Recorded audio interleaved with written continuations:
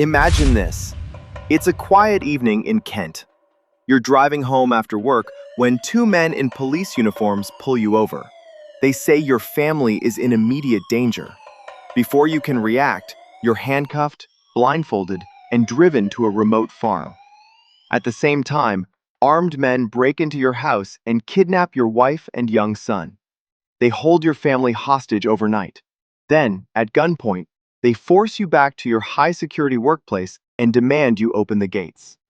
This terrifying real-life nightmare happened to Securitas depot manager Colin Dixon and his family on the night of February 21st, 2006. The target was the Securitas Cash Depot in Tunbridge, Kent, a heavily guarded facility storing millions in Bank of England notes. The gang had planned for months. They used an inside man, depot employee Amir Hisena, who secretly filmed the building with a hidden pinhole camera. They rehearsed every detail and even tested fake police disguises and prosthetic masks. Around 1 a.m. on February 22nd, the robbers drove Dixon back to the depot in a convoy. A white Renault Midland lorry, a Vauxhall Vectra, and Dixon's own Volvo. Dixon, under duress and accompanied by a robber dressed as a police officer, convinced the gate operator to let them in. Inside, 7 masked men stormed the building. They carried handguns, shotguns, AK-47s, and a Scorpion submachine gun. They tied up 14 terrified staff members with cable ties, forced them face down on the floor, and threatened to kill anyone who resisted. Using forklifts, pallet movers, and shopping trolleys, the gang loaded cash cages into the lorry. Time was tight, and the lorry could only carry 7.5 tons, so they had to leave behind 154 million pounds in cash. They escaped at 2:45 a.m. with exactly 53,116,760 pounds in used and unused notes, the largest cash robbery in British history. Staff triggered a silent alarm at 3:15 a.m. Kent police launched one of the biggest investigations ever seen in the UK. They offered a £2 million reward, the highest at the time, which brought in crucial tips. Detectives found abandoned vehicles, guns, balaclavas, and cash cages at farms.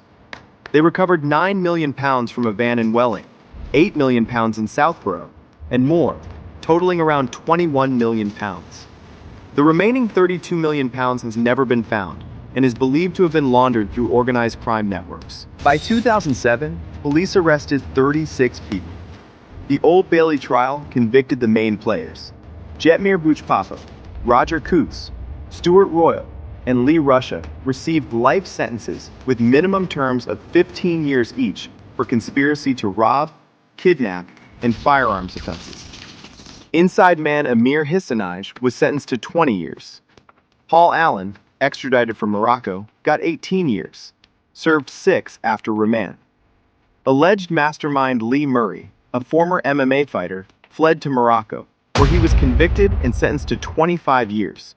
Extradition to the UK was blocked. The total sentences added up to more than 100 years in prison. Many also faced confiscation orders, though some repaid only tiny amounts, for example, £1 from Russia. As of January 2026, several are eligible for parole or have already been released. Bouchpapa was deported to Albania in 2020. Russia and Royal's recent parole applications were denied, but they can apply again soon. This audacious heist shocked the nation, exposed weaknesses in cash-handling security, and inspired documentaries like Showtime's Catching Lightning in 2023. It remains the benchmark for one of the most daring robberies ever carried out in Britain. What do you think is most shocking? The scale of the theft? The terror of the tiger kidnapping? Or the fact that £32 million is still missing? Drop your thoughts in the comments, share this video with true crime fans, and stay tuned for more incredible money heists, frauds, and scams.